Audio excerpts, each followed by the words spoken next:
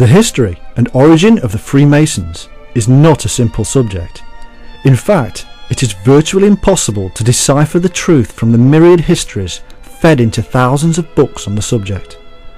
The reason for this is simply that it is a large organisation, but it is split into many facets, each one holding virtual autonomy, and so, over time, differences of opinion and ritual have arisen.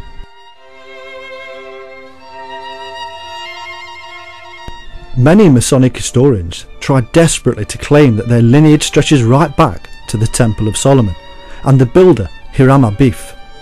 They are even told it as fact in their ceremonies. Others claim descent from the Roman and Greek stonemasons and the Roman augurs who had special knowledge of the lay of the land and energies related to our modern day perception of ley lines. There can be no distinct proof of any of this, albeit likely that the secret knowledge has been passed down the centuries from one adept and initiate to another. There is indeed plenty of evidence to show that in the 14th century the Masons were already a well-established group and indeed accepted or were evolved by the inclusion of the Knights Templar that had escaped Catholic suppression to Scotland. The first official documentation we have is from 1356 and is actually from England and describes the formation of the London Masons Company. However, these are only the papers that have survived and speak of groups that were forming. It does not deny the fact that there must have been some pre-existing groups that do not have paperwork to prove their pre-existence. The only odd evidence we do have is the symbolism being employed within the great building works of Europe from the 11th century, helping us to span the time period beautifully and thereby showing a continual thread. Now, understanding that this great building exercise erupted with such a vengeance following the First Crusade and the setting up of such organisations as the Knights Templar and Cistercians is the first part of the puzzle. The Templars and their non-warrior cousins, the Cistercians, were more than incidental in both bringing back the seed of alchemical enlightenment from the Crusades, but also the building skills of the Islamic Middle Eastern world. This is seen in the arch and the octagonal designs incorporated into most Templar and Cistercian buildings, as well as other building works carried out under their tutelage.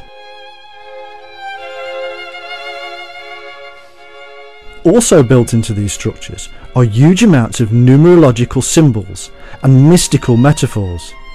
These methods were understood and carried on by the Freemasons, who today ritualize these ancient ways, and many probably do not even understand their correct purpose. These mystical building metaphors are as ancient as Stonehenge or the Great Pyramids, even if the term Freemason is not.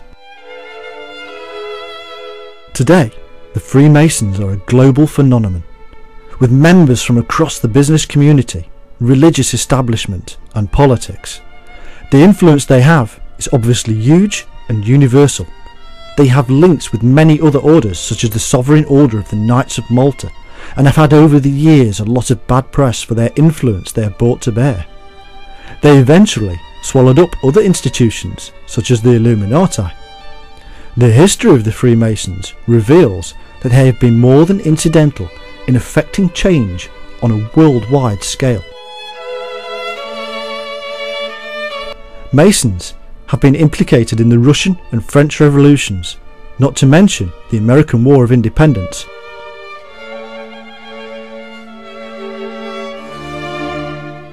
The rebellion in Italy against papal governments during the 1830s was a classic Masonic revolutionary movement. Its leaders were all ardent Freemasons.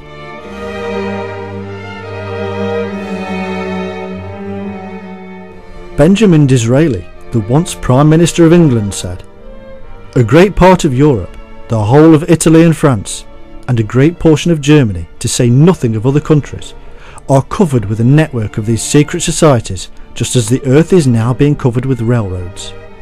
And what are their objects? They do not attempt to conceal themselves. They do not want constitutional government. They do not want institutions.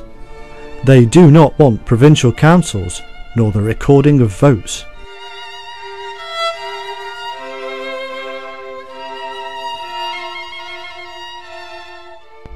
A lot of the time, on the surface, there seems to be a war between the Catholic Church and the Freemasons.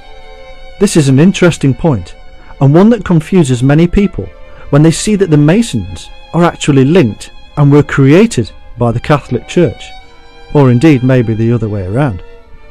This is a standard ploy used by Secret Service people across the world, and even to be found within the statutes of many secret societies and religious orders. It was the done thing to appear on the outside to be against the powers of authority, whilst all the time working for them.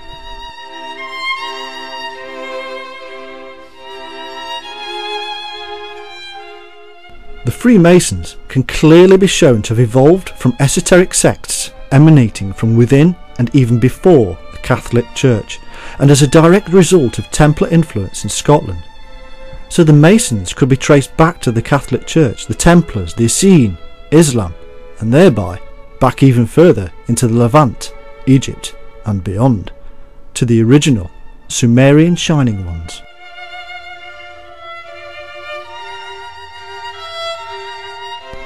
It also goes back to the Knights of St. John or Knights of Malta. Both the Templars and the Knights of Malta have re-emerged from within the Masons and are now orders themselves in various forms. Most still owe their allegiance to the Masons, but are distinct. The present-day Knights of Malta can directly be traced back to their origin and are now located in the Vatican.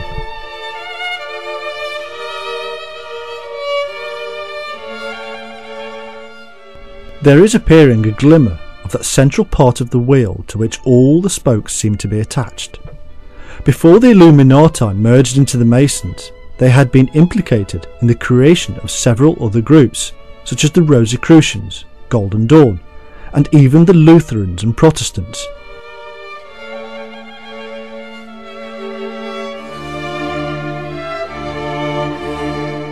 Even South America was regained via the Spanish under guidance of Jesuit and other monastic orders, all Catholics.